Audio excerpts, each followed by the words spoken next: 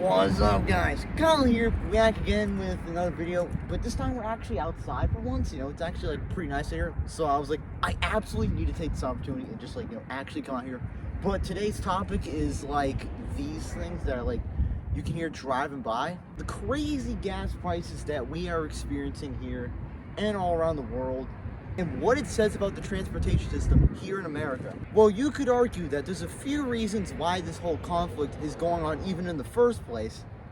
And I think a lot of people would say, like, well, we're going to blame it on Putin. We all know right now that there's a crisis going on in Ukraine. Like, Putin would one day was just like, Ukraine, I need you to get over here. Right? He just decided one day that was like, I absolutely need Ukraine. But Ukraine's not budget. So, a lot of our gas and all that stuff is going to Ukraine. Like similar in all wars, most gas, goes to military equipment like tanks, airplanes, and artillery. They need gas, so it's going to those front lines that need them. However, it is at a really expensive price. There are some states, well, it varies where you are, because around here people are paying around $4.36 for gas, which is quite a lot. I heard even California they're paying $6-7 for a gallon of gas, or per gallon. Or around here in California, I heard they're paying $6 to $7 per gallon, which is quite a lot. But also airplane tickets are rumored to go up soon, and all this other stuff. Okay, so we have identified what the actual reason why the gas prices are going up.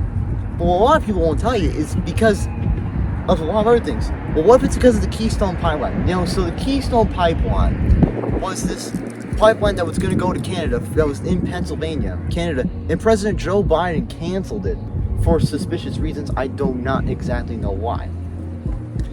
And then Obama, during his presidency, signed a lot of deals to arrange that our gas be made in Iran, and Russia is also a huge provider of gas. So if we cut off Russia's gas supply, which is what could happen if, Russia just is like, I just want to keep invading, you might see that plug be pulled. You never know. I mean, 2022 is crazy already, I'm outside filming videos. What's up? Right? I'm just out here filming videos and stuff. You would never expect me to be out here in a million years. But I'm out here. A lot could happen, times are crazy. But what can't be said enough, what this means to the American transportation system. So there are a lot of places out there in the U.S. So, back in the day when boomers were wearing diapers and were eating cereal at the table, it was a widely accepted fact that a lot of American families wanted to move outside of the city. So they started creating these suburbs one by one. They're coming to a town near you. All these suburbs are popping everywhere, and people don't live in the city anymore. So then designers were like, well, we need to make these houses. Well, we need to make it so that these people can transport to the houses, because in most building codes they don't actually have the local Walmart or the grocery store right down the street from them. Here I have a couple that are down the street from me, but those aren't here. But in the suburbs, you don't get those. Everything is literally the same. Same houses, the same garage, you have same dimensions. You have that big old lawn in the front and the back too, because you absolutely want that one. So eventually you saw a bunch of these American retail chains like Walmart and Bradley's. Oh, my dad would probably remember that one, but Target, McDonald's, all these companies brought up where you can drive your car through them, because in case you don't know, that's one thing with the suburbs is that if you don't live in the city, you ain't gonna be able to walk to the grocery store or the concert or the ED Garden, none of these other places that you could go to if you had lived downtown. Whereas if you have lived in the suburbs, you probably lived on land that was probably owned and that probably ants lived on at one point. If you live in the suburbs. Now I'm not saying you do or not. But at 70, 80 years later, after this system of housing has gone through us, it's now causing problems.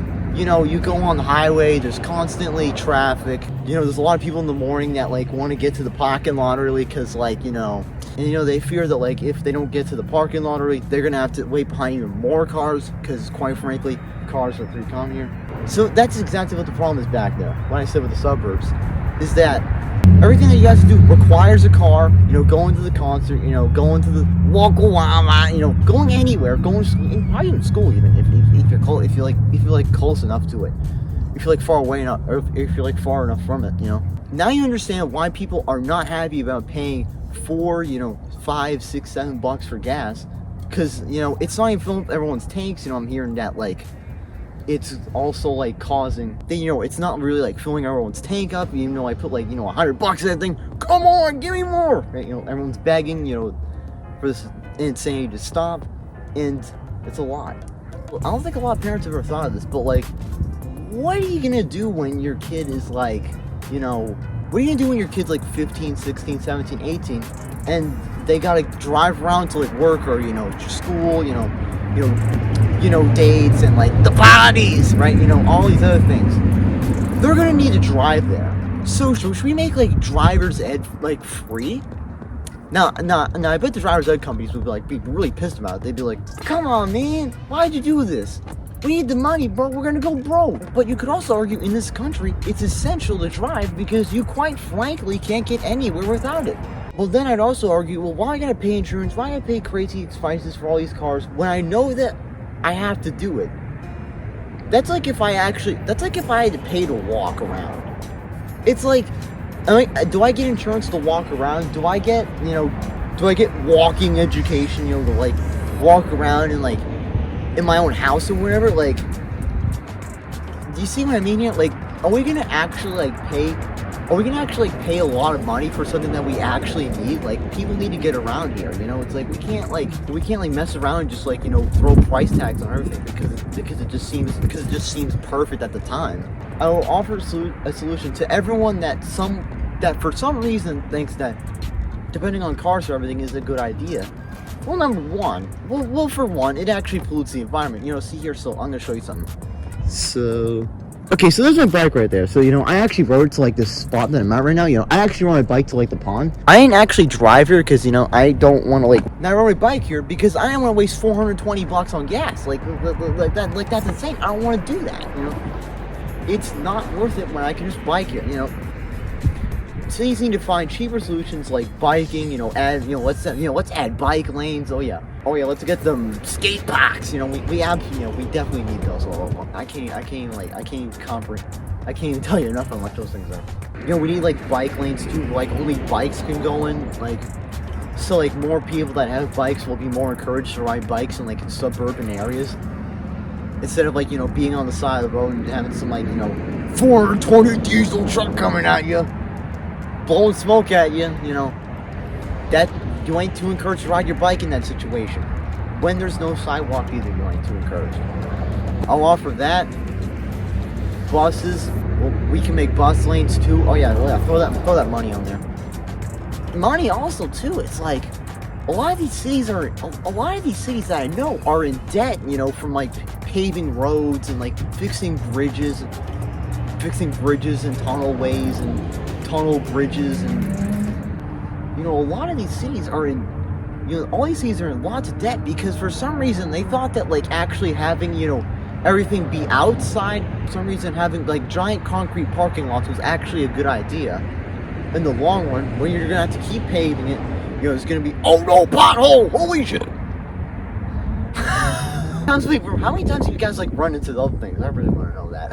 I bet you guys see them a lot because, you know, the road infrastructure is pretty questionable. But if we stopped wasting millions of dollars, or even billions in some cases, on like expanding the roadways, getting more parking spots. I need another parking spot! Instead of doing that, let's offer actual solutions that will get drivers off of the road so that you won't actually have to, you know, fight for a parking slot. Like, you won't have to like tear someone's hair out over like, you know, not being able to park there because, you know, now you're waiting behind like 69 buses or like 69 or 420 cars, or you're stuck on the freeway. You know, let's offer solutions.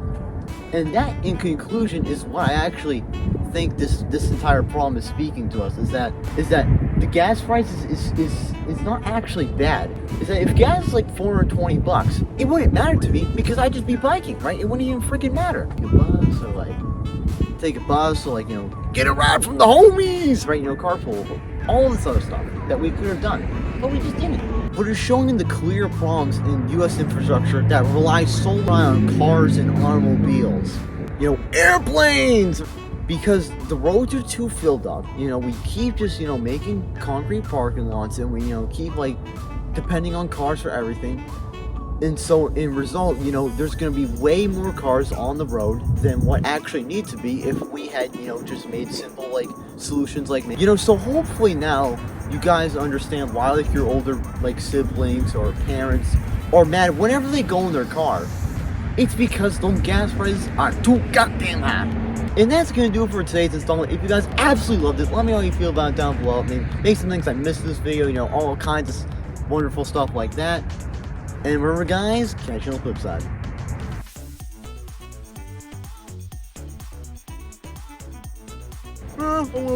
I need your crate. Go over here. What's up, guys? Big K. Oh my God, no. Wrong person. Oh my God. So, you know, back in the day when, like, boomers and, so, you know, back in the days of that big ass lawn that far away from the city, you know, usually on, like, land that was probably owned by, like, frogs. It's a good thing for that. You run into these problems where it's like, now you understand why people are pissed about paying, can't take any money from me. We gonna go broke. How could you do this for us? How can you do this to us? And that's gonna do it for today's video, guys. If you enjoyed it, I recommend you guys please like and share this. And remember, guys, have a flipping amazing day.